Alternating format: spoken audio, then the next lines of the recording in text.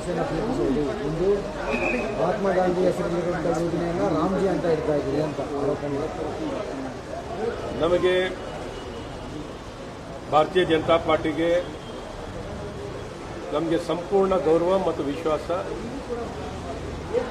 ಮಹಾತ್ಮ ಗಾಂಧಿಯವರ ಮೇಲೆ ಇರುವಂಥದ್ದು ಭಾಳ ಸ್ಪಷ್ಟವಾಗಿದೆ. ಅವ್ರ ಮೇಲೆ ಅತಿಯಾದ ನಮಗೆ ಗೌರವನೂ ಇದೆ, ನಂಬಿಕೆಯೂ ಇದೆ. ಈ ನಾಮಕರಣವನ್ನು ಮಾಡುವಂಥದ್ದು ವಿಕಸಿತ ಭಾರತ ಅನ್ನುವಂಥದ್ದು ಪ್ರತಿಯೊಬ್ಬ ಭಾರತೀಯನಲ್ಲೂ ಕಾಣಬೇಕು.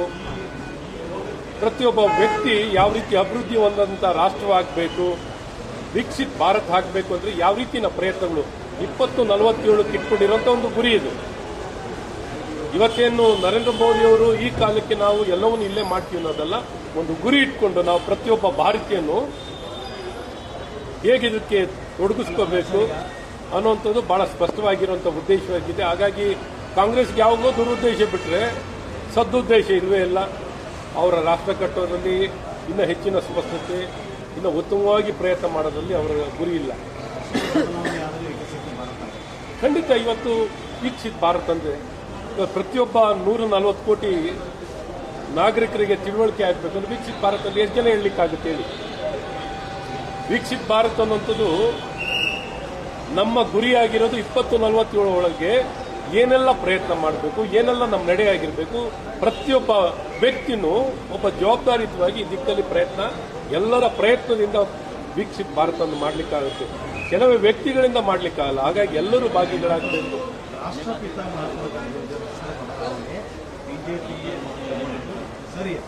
ಸರ್, ಮಹಾತ್ಮ ಗಾಂಧಿಯವರ ಕಲ್ಪನೆ ಏನು? ಸ್ವರಾಜ್ಯ ಕಾಣಬೇಕು ಅನ್ನೋದು. ಬರೀ ನನ್ನ ಹೆಸರು ಇಟ್ಕೊಳ್ಳಿ ಅಂತ ಏನು ಮಹಾತ್ಮ ಗಾಂಧಿಯವರು ಯಾರಿಗೇನು ಹೇಳಿರಲಿಲ್ಲ.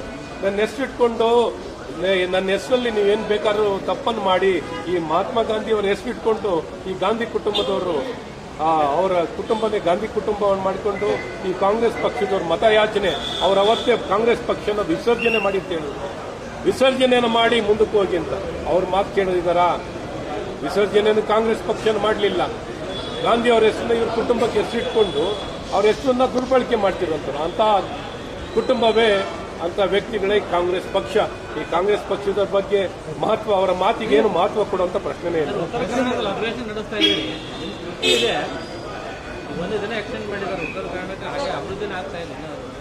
ಈ ಎರಡೂ ಪಕ್ಷ, ವಿರೋಧ ಪಕ್ಷ ಆಡಳಿತ ಪಕ್ಷ ಎರಡೂ ಕೂಡಿಸಿ ಉತ್ತರ ಕನ್ನಡದಲ್ಲಿ ಹೊಲ್ತಾ ಇದ್ದವನ್ನೇ ತೋರಿಸ್ತಾ ಇದ್ರೆ ಅಂತ ಜನ ಆರೋಪ ಮಾಡ್ತಾರೆ.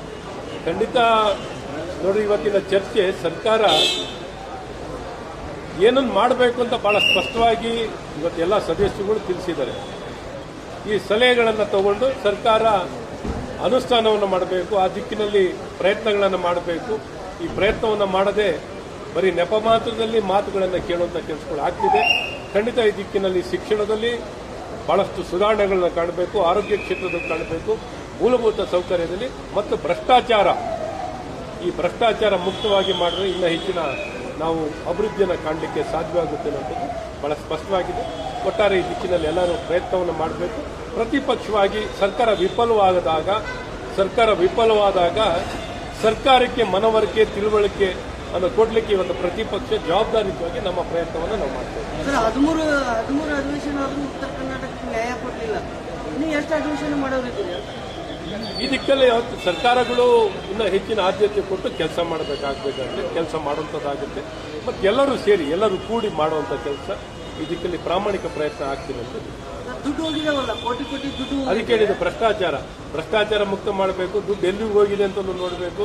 ಯಾವ ರೀತಿ ಗುಣಮಟ್ಟದ ಕಾರ್ಯಗಳು, ಕೆಲಸಗಳು, ಅಭಿವೃದ್ಧಿಗಳಾಗಿದೆ, ಯಾರ ಜೇಬಿಗೆ ಹೋಗಿದೆ, ಯಾರು ಸದ್ಬಳಕೆ ಆಗಿದೆಯಾ, ದುರ್ಬಳಕೆ ಆಗಿದೆಯಾ ಅನ್ನೋಂಥದ್ದೆಲ್ಲ ಬಯಲು. ಅಧಿವೇಶನದಲ್ಲಿ ಹೋಟೆಲ್ಗಳು ಮತ್ತೆ ಕ್ಯಾಂಟೀನ್ಗಳು ಬೆಳವಣಿಗೆ ಆಗ್ತಾ ಇದಾವೆ, ಅಭಿವೃದ್ಧಿ ಏನೂ ಆಗ್ತಾ ಇಲ್ಲ ಅಧಿವೇಶನದಿಂದ. 13 ಅಧಿವೇಶನ ಏನು ಖಂಡಿತ ಅಭಿವೃದ್ಧಿ ಆಗ್ತಿದೆ. ಅಭಿವೃದ್ಧಿ ಆಗ್ಲಿಲ್ಲ ಅಂದ್ರೆ ಆಗುತ್ತಾ? ಅಭಿವೃದ್ಧಿ ಆಗ್ತಿದೆ, ಇನ್ನ ಬಯಸಿದ ಮಟ್ಟದಲ್ಲಿ ಆಗ್ತಿಲ್ಲ, ಬಯಸಿದ ಮಟ್ಟದಲ್ಲಿ ಆಗ್ತದೆ.